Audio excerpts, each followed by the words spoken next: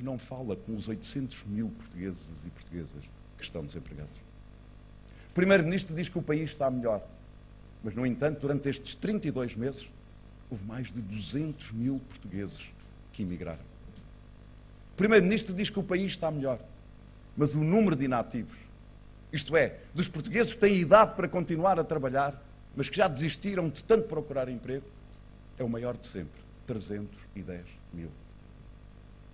O Primeiro-Ministro diz que o país está melhor, mas a população ativa portuguesa tem vindo a diminuir. O Primeiro-Ministro diz que o país está melhor, mas o número de jovens sem emprego é de 127 mil.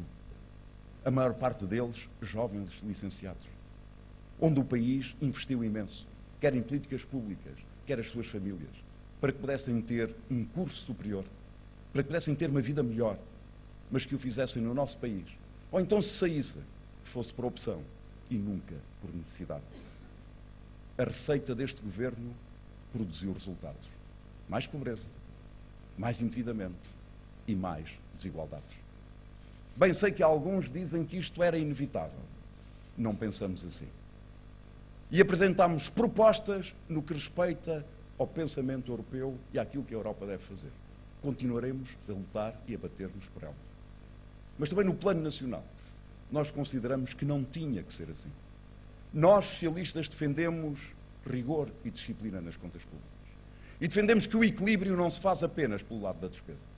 Faz com um limite nominal para a despesa corrente, mas também se faz por via da criação de receita, pela via do crescimento económico.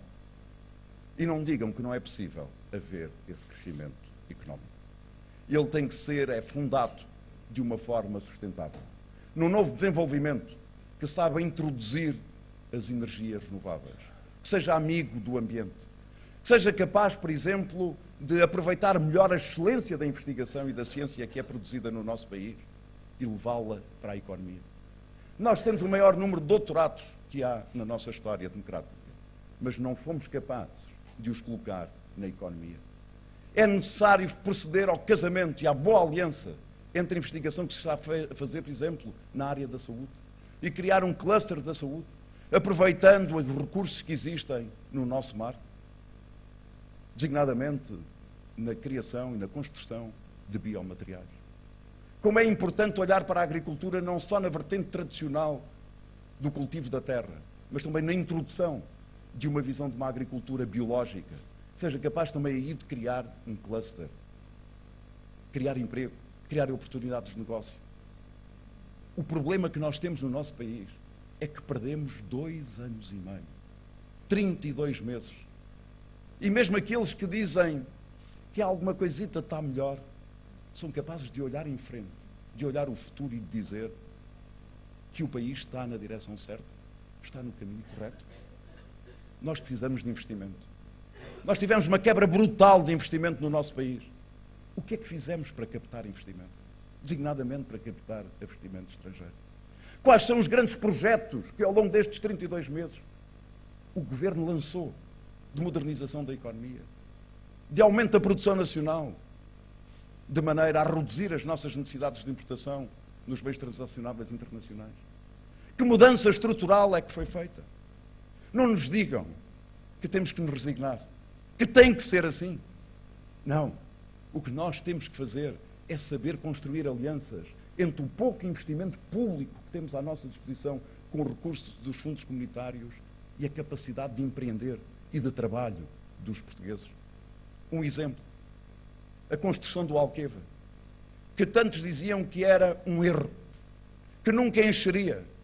Como sabemos, é uma barragem de multifunções, que dá para a rega, que dá para a agricultura, que dá para o turismo. Foi graças a esse projeto e a esse investimento público com a marca dos socialistas que, por exemplo, foi possível criar um perímetro de rega que chegou até zonas do nosso Alentejo onde nunca tinha havido uma gota d'água que pudesse ser aproveitada na agricultura. Em 10 anos, fruto dessa opção, mas também fruto da capacidade de correr riscos e de empreender dos empresários portugueses, nós passámos de uma produção de 40% das necessidades de azeite no nosso país para 100%. O que significa que se nós não exportássemos azeite, não precisaríamos de importar. Porque houve uma boa aliança entre investimento público estruturante e a capacidade de empreender, de criar novos negócios e de criar riqueza. E poderíamos estar aqui a demonstrar outros exemplos. Nós temos opções. Sines. Sines pode ser e deve ser uma grande plataforma logística. Uma porta para o comércio marítimo. Mas para isso, nós temos que saber apostar e introduzir mais vantagens competitivas. A construção da linha férrea entre Sines e Madrid. Pelo menos aqueles 92 quilómetros que falta fazer entre Évora e Elvas, desde que não prejudique um investimento mais estruturante. A possibilidade de criar ali empresas de transformação de matérias-primas, em acabados ou semi-acabados, através de uma linha de produção e de escoamento que podem entrar diretamente dos navios de contentores, serem transformados e entrar novamente em outros navios, e distribuição para a Europa. Nós temos capacidades no nosso país. A opção não é destruí-las, não é afundá-las, não é desmerecê-las. Pelo contrário, é aproveitá-las, é rentabilizá-las. Não é dividir os portugueses, os do público contra os do privado, os mais jovens que os menos jovens, aqueles que trabalharam uma vida e aqueles que precisam de arranjar um emprego.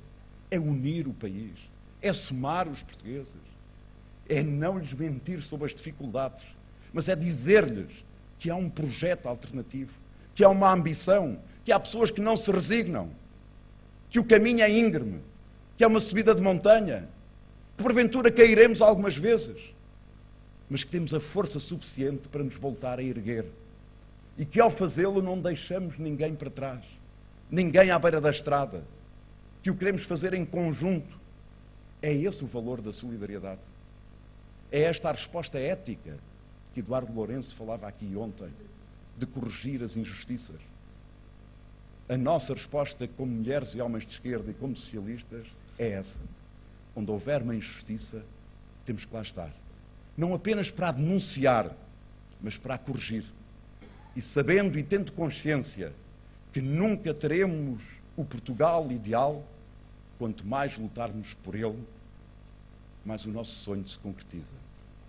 Um país próspero, com desenvolvimento sustentável, coeso, com uma dinâmica classe média e, sobretudo, com uma vontade enorme de nos reencontrarmos com a esperança. Muito obrigado.